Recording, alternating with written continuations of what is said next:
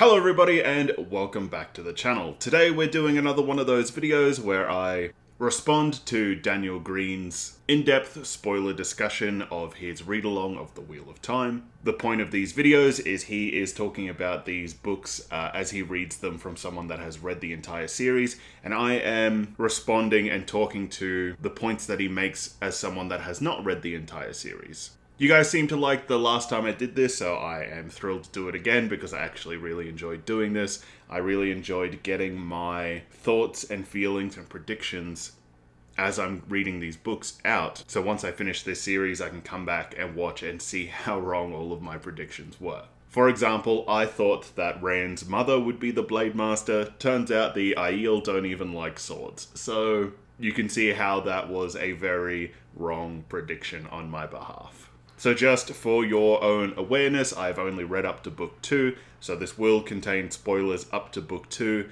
but no further in the series because I don't know anything else that happens in the series. So just be warned that this will contain spoilers up to book 2. And just full disclosure, I am waiting on book 3, I'm waiting for the library to give it to me, and currently I am loving this series. I think it is fantastic. Before I started reading, I actually made a video called My Concerns Before Reading The Wheel of Time, and one of them was investing my time into a 15-book series. But now that I've read book 2, I'm hooked, I'm loving it, I'm like, is 15 books going to be enough? Can I have more? I'm on board, I'm ready for this adventure, honestly, I love it and I'm hooked. But with all that out of the way, let's jump straight into this video. Then we cut to one of my favorite opening sequences with characters in The Wheel of Time, and that is Lan and Rand training, and it's just, I love this because it kind of sets up Lan to have this paternal relationship with Rand. I love seeing him walking Rand through this. So that's one of the big things that I noticed a lot of people were talking about when they talk about this series, how much they love Lan, and a lot of people, when they talk about book 1, they'll talk about it knowing what happens in the wider series and already being in love with Rand. Whereas I said in my review of book 1, I didn't really see it. I didn't really see the love for it. I saw that he was, a cool warrior, and he was, attached to Moraine, and then there was, the love story that happens with him. But besides all that, I didn't really feel that connection that a lot of people seem to have a connection for until this book. In this book, in that moment that he just talked about where Lan is training him on top of the tower and they're doing their sword fighting, I really did start to feel more for Lan. I thought of him more as, an interesting character as opposed to just Moraine's guardian. But the moment that I really started to like him was when Rand was being taken in front of the Amarillion seat, and before Lan sends him in there, he's like, hey, look, don't go in there weak or whatever. Go in there, if you're going to die, die on your feet. Strut while you walk in there. Say these certain things, do these certain things. That was the moment that I really started to like Lan more as a character. And I wish I still had the book because I had to give it back to the library. But I would have loved to read the part where Moraine questions Lan about it. And Lan says something along the lines of, he had no one else that would help him, and I wasn't just going to let him be a lamb to the slaughter.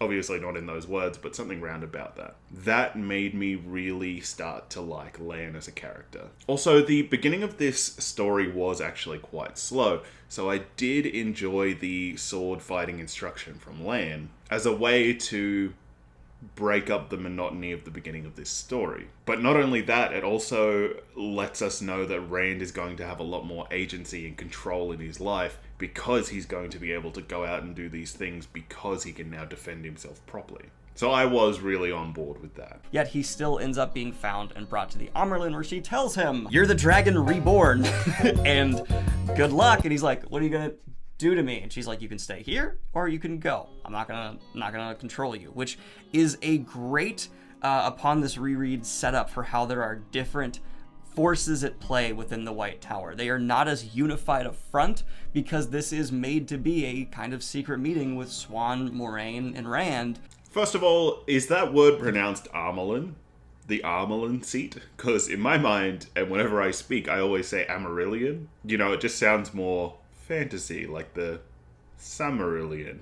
I'm hoping it's just a dialect difference between like aluminium and aluminum. If you don't know, people on the other sides of the world, some people say aluminium, some people say aluminum. I'm hoping that it's something like that. The Armelin and the Amarillion. I don't know. I don't think I can change how I say that. I did actually really enjoy that secret meeting, but I specifically enjoyed that secret meeting because I have no trust for the Aes Sedai. Right? I don't trust Moraine. I haven't trusted her from book 1. I don't know what she's doing, but I'm like, yeah, she's doing something sneaky. I'm pretty sure she's, on the forces of good, but I'm pretty sure she's going about it a real sneaky way. But I don't trust the Aes Sedai at all. So I did like that little meeting they had, because it was something akin to, if the Aes Sedai are all secretly bad, then there is this little splinter faction in it that is secretly good. Or, if the Aes Sedai are all secretly good, there is this one little splinter faction that is secretly bad. But then, of course, if the Aes Sedai are all bad, then there could be this one splinter faction that is also bad, but they're using Rand to accomplish their own selfish goals. I don't know, it just added an extra dimension to the Aes Sedai for me. But personally, I still don't trust them. And that's not even mentioning the Black Aja that betrays all the girls and sells them to the Shonchans. But we'll touch on that later. We also have conflict brewing within the friend group, and it felt a bit more forced this time to me than I remembered it being. I don't know, like, it's just kind of bugging me, like, hey, your lifelong friends talk to each other. You can excuse it through they're in high-stress, high-stakes situations, and they're kids, so it absolutely still is believable. And so I'm in this situation where it's like, I get the criticism that a lot of the main cast acts annoyingly, because I'm annoyed by them. I just excuse it because it makes sense within the story, and I think the conflict they have with each other here does make sense within the story. See, I disagree with that. I hated that. I think it was false tension. I hated that false tension that happens between the friends, because you know that at some point they are going to make up and be friends again, and it's something I talk about all the time. It's issues or problems that could just be so simply solved with, oh hey, by the way, this is this. This was a misunderstanding. I'm sorry I said this and you interpreted it like that. This is what I really meant. I didn't mean any offense. I didn't mean this. I didn't mean that. I'm sorry. Are we still friends? So I always hated that like false tension, that false drama that people put into stories. In my opinion, it only acts to take away. It doesn't give. And especially like one of your friends is like literally on the verge of death. If you cannot tell your friend that's about to die in the next like month, the truth, or you can't say to him, whatever it is you need to say to him and leave everything, not unsaid, then what are you doing, right? Like this guy, this friend of yours, you're on a mission, you're on like a life and death mission to save his life, and you can't tell him something so simple. Especially like he's possessed by like some demon spirit, the other guy's a wolf brother, and Rand is the dragon. Like they've got a lot of stuff to talk about, and it's not like the other people won't understand. Anyway, that's the end of that rant. The blood on the wall scene, I liked this more than I remembered. So it always has been a great horror sequence, and continues with, especially early on the Wheel of Time, there being genuine scenes of horror in this series, being very fundamental and foundational to how the world is built and the establishing tone. And the showdown where this Aes Sedai is doing something clearly wrong to him and is interrupted, it again is just kind of showing like there's going to be problems for the White Tower. And I love that Robert Jordan is carefully, as a narrator, planting seeds of distrust in your mind from Rand's perspective. And really, like every time we're in one of the Emmonsfield Five's head, there are seeds and reasons to distrust the wider forces in the world at play, clearly put down. Okay, yeah. So one of the big things that really caught me by surprise with this series, and something that I am really, really loving, is the amount of horror that is in this story. Now, I don't read a lot of horror. I've read, a few Stephen King books, and I've really, really enjoyed them. And in my last review, I actually said that this series reminds me of The Witcher, but if The Witcher was written by Stephen King. It feels like there's just a lot of nothingness that happens, and then all of a sudden a story appears. And within that story, there is just good quality horror. It feels like a Stephen King story. Which is funny to say, because I was reading in a couple of the comments in my last videos that apparently Stephen King actually hates this series, so it's funny that I'm saying that it reminds me of his writing style. But yeah, anyway, the point I'm trying to make is the horror really surprised me in this story. I was not expecting it at all in any way, shape, or form, and I am really on board with it and really enjoying it. And his other point about all of the seeds of mistrust, that is something that I am also really enjoying. I like the fact that at no point can you really trust anyone, right? Like, for example, as soon as we met Celine, I was like, okay, yep, Celine is very clearly, obviously evil, right? Surely no one is mistaken or misled by Celine. But not only that, I thought that Hurin, or however you want to say that guy's name, I thought that he was going to be a dark friend, right? He had like a magical ability, he was a sniffer.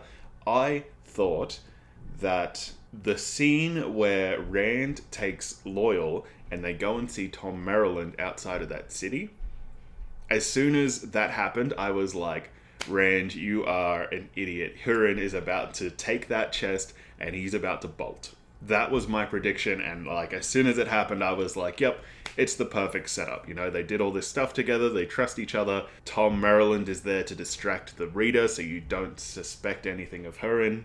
He takes Loyal, they go away for, a couple of hours. Hurin picks up the chest, runs away with it. I honestly thought that's how it would go. But anyway, the point I'm trying to make here, if I can stop going off on tangents, is I love the fact that you really can't trust anybody. You go and you find an innkeeper, it's like, is this innkeeper a dark friend, or is this innkeeper just a regular person? But also on top of that, what is their political motivation? I love that you can't trust anyone because there are so many things that they could turn you in for. Perrin's growth here, I think this was the perfect setting to put his full power on display. From a literal context of the story, it's just a great excuse for why he needs to explore his powers. It shows a good character thing for him, where he's willing to lean into this thing he's afraid of because he knows it will benefit those around him. But on top of that, on a meta level, I like that they pulled Rand away from him so that his powers kind of, when he's exploring them, are fully in the spotlight. I'm not thinking about Rand at all. I'm experiencing through Perrin's perspective, totally, only on his own, what it's like for him to embrace this. And it kind of, again, fleshes out the world here. Yeah, I loved this. I talk about it all the time. I'm probably going to mention it in every damn review I do. I talk about the reluctant hero. The hero that doesn't want to do heroic things because of some really dumb reason. I feel as if, in this book, the reluctant hero trope is just done so phenomenally well, because it makes sense for Perrin to be a reluctant hero. He does not want to embrace this wolf gift, or the wolf brother gift, or whatever you want to call it, because he knows that, any man that can do any form of magic is a pariah. They're going to be hunted by the White Tower. He's going to be gentled or killed. Not to mention people in general will hate him because they all think he's got the power to destroy the world. So to me, it was a really great moment when Perrin leaned into it, because as much as he didn't want to do it, he knew that he had to do it. It wasn't just about like, I can help my friends and, we can maybe find these Trollocs faster or whatever. It was, he is their only choice. It's either he steps up and does this, or they're just going on a wild goose chase. It's up to him to save that horn, especially after that big bombshell was dropped that the heroes will not fight for the side of good, they will fight for the side that blows the horn. Right, which automatically raises the stakes, as well as Matt getting like a 1 month timeline on how much longer he has to live. And as for Rand not being there, being in like that separate mirror world or whatever it was called, I agree. I think that it was so much better that they pulled Rand away from that situation, because you weren't then seeing Perrin through Rand's eyes, through the dragon's eyes, through how would Rand respond to this. It did just get you to focus all of your attention on Perrin, and I did really enjoy that. And that's where I think Varen's character came into play really nicely. She is a factor where she's a bit mysterious to us at this point in the series. We don't know where she's really sitting or staying, but her being there just kind of throws this wrench into the gears where now everyone's almost on edge a little. And as they continue on, Varen, I specifically remember as being someone I did not trust. And I won't get into more because spoilers, but Varen I did not trust, even more so than my initial reaction to Moraine when I first got into the Wheel of Time as an 11-year-old. Yeah, I also do not trust Varen at all. I don't know what she's up to. I don't know if she's good or bad or somewhere in between, or what she's planning or what she's doing, or if she's working with Moraine or not. Or maybe she's working with that other one, the Black Aja. I don't know. All I know is that I never trusted Varen at all. I don't trust these damn Aes Sedai. Rand. Randy Rand. So he ends up running to a woman named Celine. And we, at the end of this book, find out that this is actually Lanfear. And I when I first read this book, of course, immediately went like, no, she's very evil. Whereas Lanfear, just upon like gut instinct of first encounter, I would be amazed if anyone did not immediately go like, no.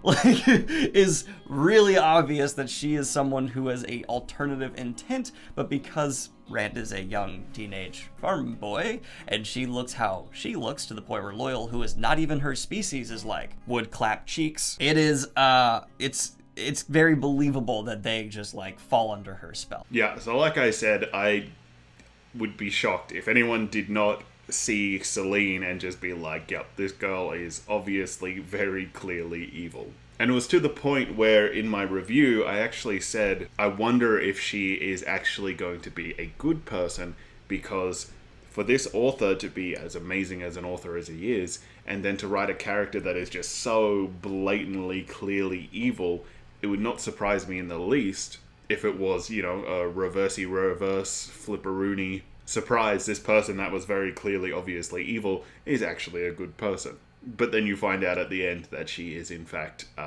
not a good person. It needs to be that way for how his magic system works. His magic system is addictive. It's something that's consuming. You can accidentally destroy yourself with it. It's so driving. And having this moment where Rand seems so out of control, so compulsed by this thing in front of him, it just hit me even harder. I loved that scene. I actually love how the magic system is written, how it is so addictive for people to use, and how if you feed into that addiction, it can destroy you. It can burn you out. It can, you know, destroy your magic ability or kill you. I actually really love that.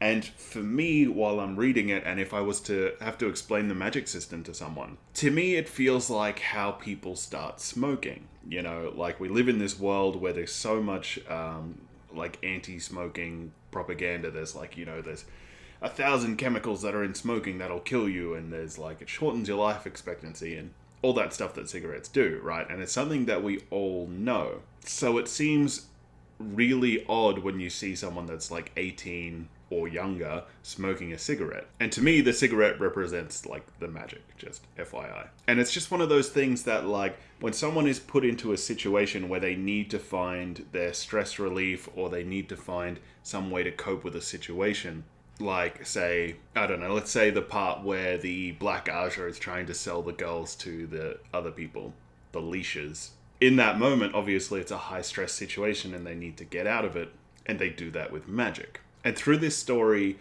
Rand has to use the magic to activate the teleportation stones, or whatever they are.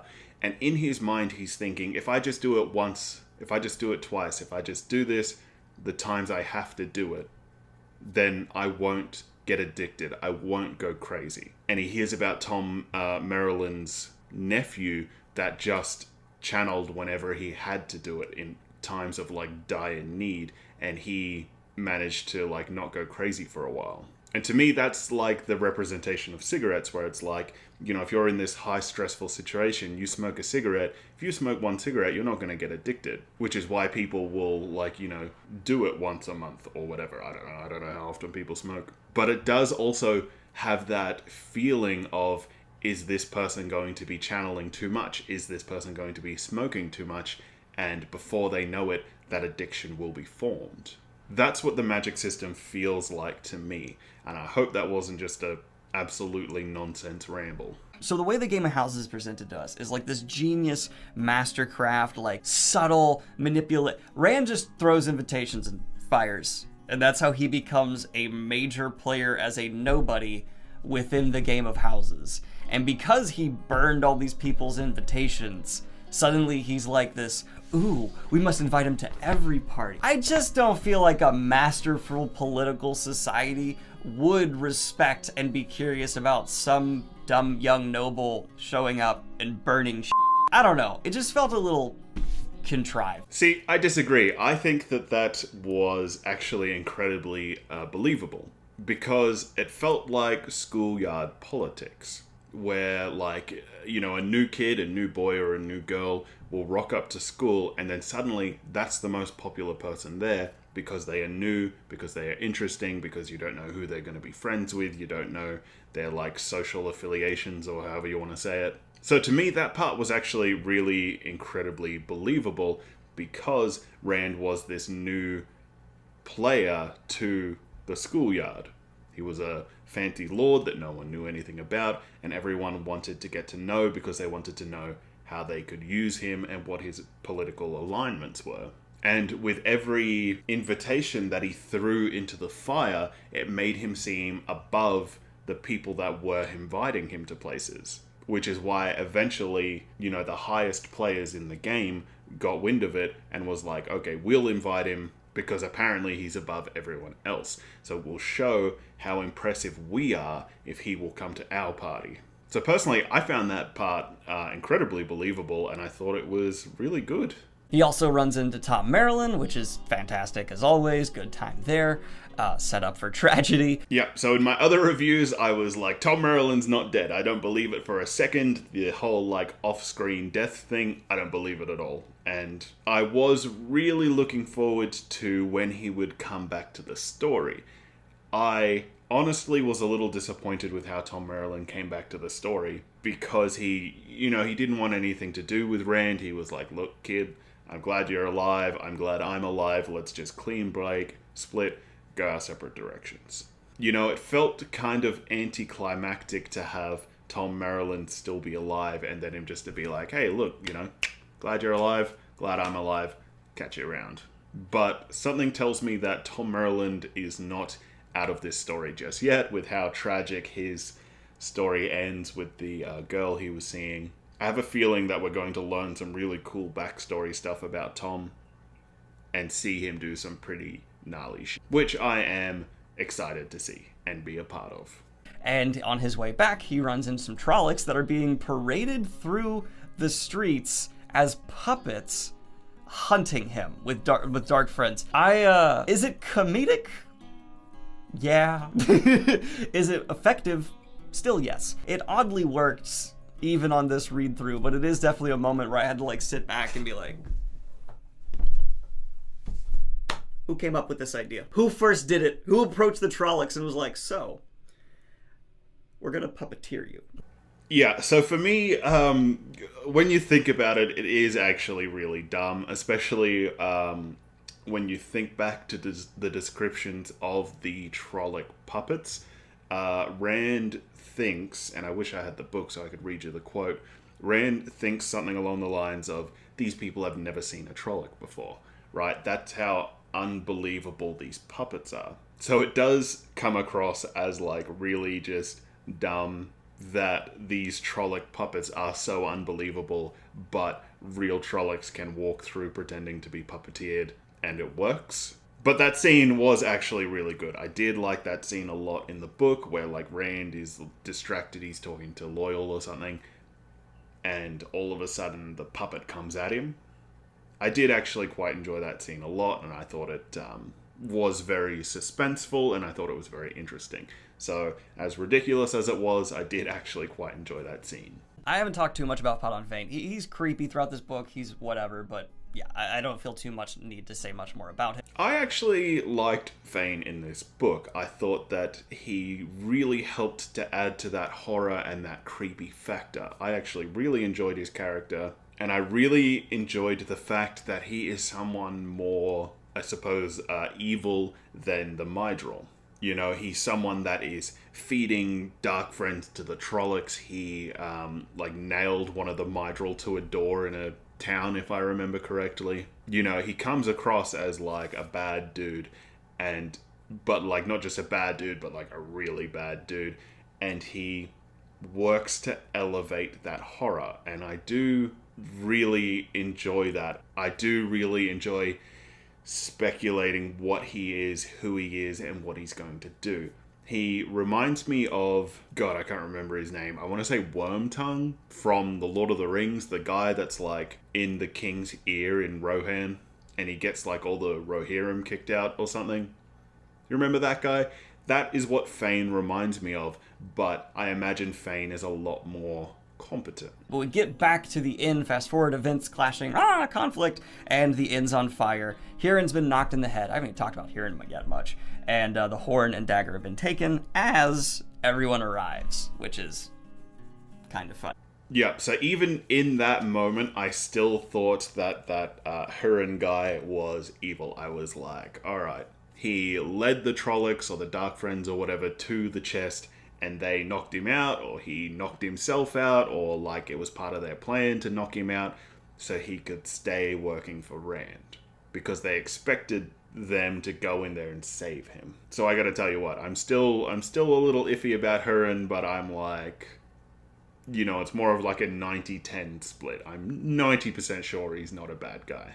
But it's one of those moments where, like, if he does turn out to be a dark friend, I'm going to be like, I knew it from the start. I knew it, especially that part with the thing and the inn with the fire. I knew it as soon as Loyal and Rand left. I was like, this guy. So, you know, if it does turn out he's evil, I called it. But I'm 90% sure he's not evil at this point. Where we have Moiraine and Elaine and Egwene all in the tower, it's a great and they've had some training, which just works for them. And they're, you know, behind the scenes, friendships have strengthened up, and Nynaeve's now accepted, and I love that. That's great. Now let's go ahead and cut to them. Their introduction to the White Tower, as grandiose as it needed to be, and it never feels full-on just fantasy school, which I was afraid of going back into it. I really was afraid that I hadn't paid attention to the presentation of Tar Valon thoroughly enough, and it would just come across as magic school. It doesn't. It comes across as an institution, something that guides the land. So that's another similarity that I want to draw between this series and The Witcher, is that the magic people run an institution that has an effect on the world as a whole, which obviously makes a lot of sense that, you know, people that can do magic would have a lot of sway in the world. But if you've read The Witcher, then you would know that there is something very similar with the... Oh god, I don't even remember what they're called, but there's like the sorceresses and the sorcerers, and they've got their own little special club, and they're pulling strings to like get certain people to marry and breed with other certain people, and they're like starting wars and they're stopping wars, and they're really pulling all the strings in the kingdoms. So when we did get that introduction to Tar Valon, it did really make me think of that Sorcerer Island. God, I can't even remember. I just read The Witcher. And how hateable the Shan-Chan are set up to be is impressive. They are pieces of I hate them. They are awful. But again, because Robert Jordan's a detail to culture, you understand that your hatred from them is coming from cultural difference, where we have expectations of, you know, not being for slavery, and they are. Their culture accepts that. It promotes that. I did actually really, really enjoy the Shan-Chan when you, like, meet them. He is right. It's such a blind, burning hatred you feel from them, especially when they leash Egwene. Like, she is a character that you have gone all through book 1 with, you've gone through, you know, the majority of book 2 at that point, and you've grown and you've watched her change.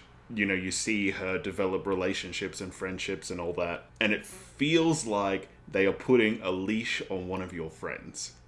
And it is just like such a strong, powerful emotion that the author makes you feel when it happens, which is honestly such a testament to this author's abilities. And it's amazing how much this culture is built up in such a short amount of time. Their ideology in regards to like their bloodline and, you know, the power that the Aes Sedai have and channeling and all that. It's amazing how quickly this culture is built up in such a short amount of time. And it makes me really look forward to finding out more about the Aiel, because if these people can be so built up in such a short amount of time and they're so different and so much of it makes sense, like how they're bringing different animals across to fight their wars, because it just makes sense, right? Like in human history, people brought different animals from different places to fight their wars. And it just makes me really interested to find out not only more about them, but more about these other cultures that we haven't really had a chance to explore yet. So here's where my excusing the multiple lives comes importantly into play. Rand fights a Blade Master. He loses it first, he enters the void, and then he comes out on top. If very specific things hadn't been done, would just be absolutely like immersion breaking to me, because like this is a Blade Master and you're a farm boy. But he got tutoring from Lan, which, as if you get further in the series, you'll understand. I think if Lan just spent an afternoon with me, I'd be pretty damn good with a sword. And then also that living through many lives, where we see Rand was a soldier and all this stuff. I think a lot of that experience just left an impression on him. And so, yeah, he could then be good enough, plus with his Tal'Viren and Seeking the Void, to actually combat and fight this Shan-Chan Blade Master. And I also have a justification in my head where Shan-Chan Blade Masters, with their super gaudiness, are just actually not as good as people in the Westlands who are constantly fighting Trollocs. They are more in combat. Wars are more frequent here. I just think the individual Westlander culture promotes actually being a great swordmaster compared to Shan-Chan, which is funny because the Shan-Chan even makes a comment like, "We are the superior Blade Master." Oh, no, we're not. That's funny. That's actually something that I brought up in my review that I did, was generally this is something that when I'm reading a series, I would Google. I would Google something like Rand versus Blade Master, you know, was his victory earned? And then you'd come across a bunch of arguments and you could read it and you could, you know, form your own opinion. But you cannot Google anything to do with the Wheel of Time, otherwise you will be blasted with spoilers. So in my last review, I did ask you guys to comment down below if that sword fight felt unearned or if it felt like it was earned. And a lot of people said the same thing. A lot of people said something along the lines of, it did have a lot to do with Lan's tutoring, it did have something to do with those many lives he lived, and it did have something to do with the Void, and I will get more knowledge of it later on in the series. But if you're watching this and you have seen this, if you've read the entire series, I'm going to explain how it felt from someone that hasn't read the entire series and doesn't know those things. Personally, I didn't mind it. I thought the sword fight was cool. I love the way that sword fights are described, in the way that, you know, it's not so much focused on, you know, the blades and what they're doing. Like, you know, Rand parried this and went for a downward slash and then spun around and, like, thrust. I like the fact that the sword fights are described through the forms that Lan has taught him. Like, heron wades through reeds, bullfrog jumps over rabbit, duckling waddles through forest. And with my imagination, I can imagine these things that he is doing as he's doing these forms that I know nothing about. So personally, I didn't find it too immersion breaking to read that scene. I thought, you know, Rand is the dragon, he's lived 1,000 lives. It does make sense to me that he would have some residual sword fighting abilities. But one of the other big things is, if you've ever read Prince of Thorns, or I think it might be in the other one, the King of Thorns or whatever, there is this scene where there's a guy and he's been traveling around the world and he's like a really great sword fighter. He's this guy, he like fights in wars all the time and he's just killing people non-stop. But then he goes to a courtroom and there's a knight there, and the knight challenges him to a duel. And so the guy fights the knight, and as they're about to start sword fighting, this other guy intervenes and kills the knight. And the point is that, you know, this person that killed the knight intervened because he knew that his friend, although a great warrior and, you know, he's fought in plenty of wars, he knew that his friend would lose, because there's a difference between warfare or sword fighting on a battlefield and sword fighting in a courtroom. There's different rules, there's different, weapons, there's different armor, there's different, tactics that you use. There's a difference between fighting shoulder to shoulder with your friends as a wall of people come towards you, or in the mud and in the blood and in the muck, and the frilly sword fighting that you would do for the court. And to me, that's the other justification for why Rand won this battle, because the guy that he was fighting would have been a blade master in that frilly court style battle, and any battles that he would have fought would have been that frilly court style battle, whereas Lan would have taught Rand how to fight as if his life depended on it, blood and dirt and muck and whatever, fighting 3 Trollocs at once or whatever. And I feel as if that might be another justification as to why Rand won, because he learnt a more real form of sword fighting. That was a bit more of a rant than I was expecting. Let's keep going. Alright, so I want to end this video with my predictions of what's going to happen in at least the next book and probably, the future books. First of all, I think that the next book is going to be a lot more political. I imagine there's going to be a lot more of, now that Rand has embraced the fact that he is the dragon, he's unfurled the banner, they've blown the horn, and the people have fought with him, there really is no going back from that. It's not like Rand can just be like, ooh, yeah, nah, back into hiding for me. So I have a feeling that this is going to be a lot more political. There's going to be a lot more Rand trying to bring people to his side. And maybe not even just unite under his banner as the dragon to form, a big army to go and face the Dark One, but maybe at least stop people from fighting each other, because I know that there was a civil war mentioned. There's the White Cloaks that are doing their thing. There's all these different factions, and I don't know that he's going to be trying to combine them all under his banner, but I have a feeling he's going to be trying to create some kind of peace and get people to his banner at the same time. That's my prediction. I would be honestly surprised if the scope of this story wasn't expanded that much, that Rand did start taking on, a massive political role in this story. As for Perrin and Matt, I honestly have no idea what they're going to be doing. I have a feeling that Perrin might go back and look for that guy that the first guy that they met that was a wolf brother. I have a feeling maybe he'll go back looking for him, or he will go and embrace the wolves and really try and up his power levels or up his understanding of it. And he'll kind of disappear into the forest and do his own thing to come back later a more powerful player. Matt, I honestly have no idea what's going to happen with Matt, but it wouldn't surprise me if he had to go back to, what was it? It was Shadow Logarth or something. It wouldn't surprise me if he had to go back to where he got the dagger from to give back the dagger, or to kill that spirit that tainted him, or the spirit that led him down into that treasure trove. It wouldn't surprise me if he had to go back there for some reason, to kill the spirit that lives there, or to give back the dagger, or to whatever.